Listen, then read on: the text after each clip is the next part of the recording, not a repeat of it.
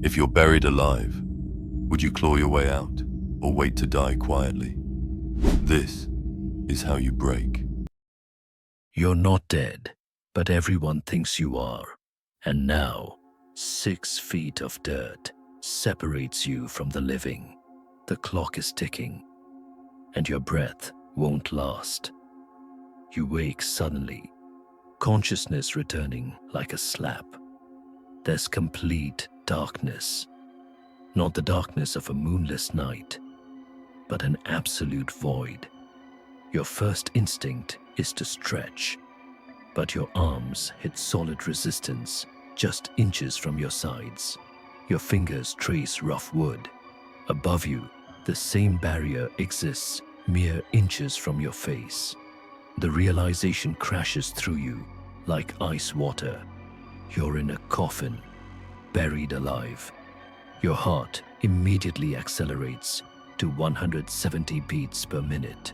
Your body floods with adrenaline and cortisol. The fight or flight response, activating in a space where neither fighting nor fleeing is possible. Your muscles tense, preparing for action that cannot happen. You scream. The sound is deafening in the confined space, reverberating back at you. Your throat constricts as panic takes hold. This is taphophobia, the fear of being buried alive, manifesting in its most primal form. In this initial panic phase, your oxygen consumption triples. A resting adult typically consumes about 550 liters of oxygen per day. In your heightened state, you're burning through your limited supply at an alarming rate. The average coffin contains approximately 800 to 1,200 liters of air, but only about 20% of that is oxygen.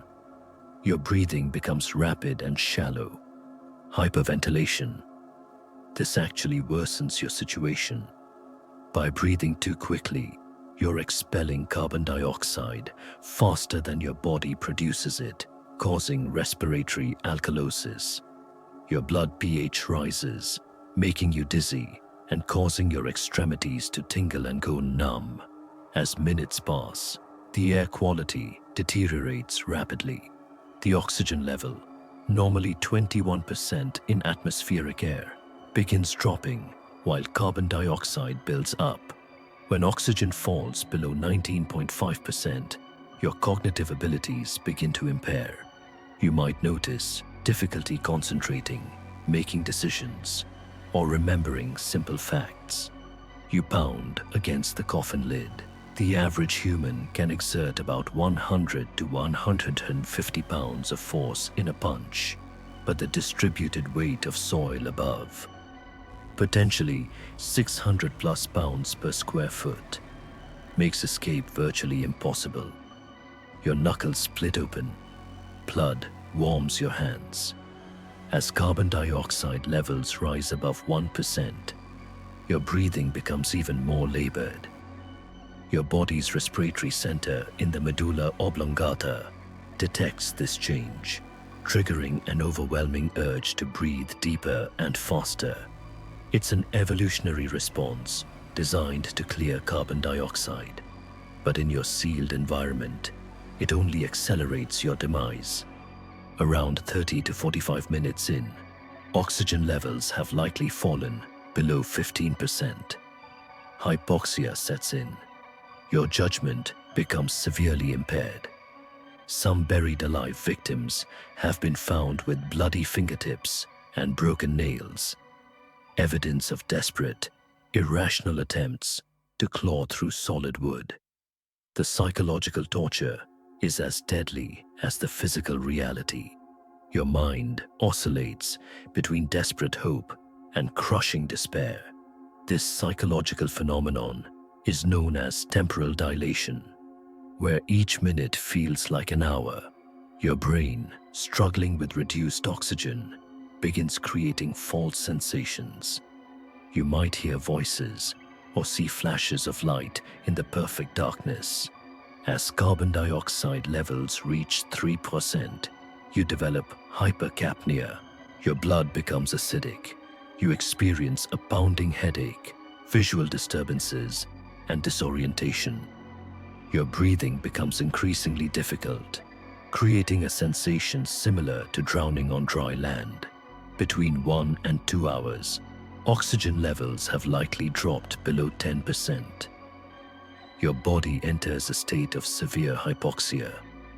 Paradoxically, you might experience a brief euphoria, your brain's final defense mechanism against the horror of your situation.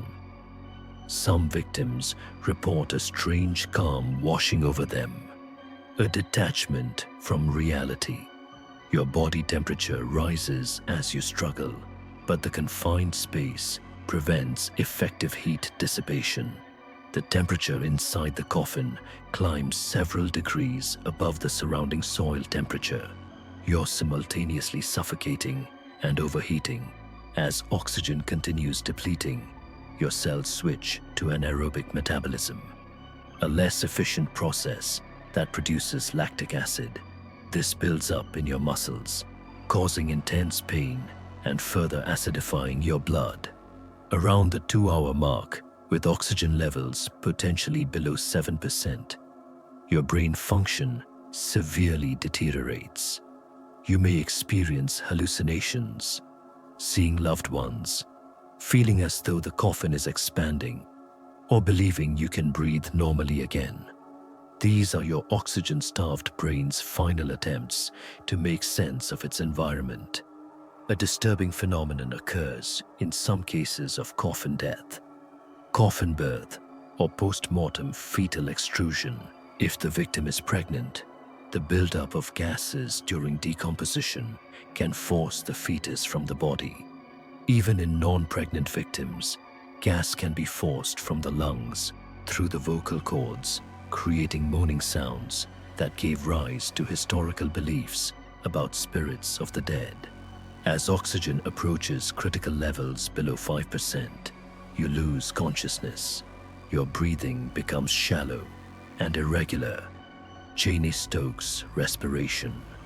Your heart, struggling to pump increasingly acidic and oxygen-poor blood, begins to fail. Brain death begins approximately 6 minutes after oxygen is completely depleted. The cerebral cortex, responsible for thought and consciousness, dies first. The brainstem, controlling basic functions like heartbeat and breathing, follows shortly after.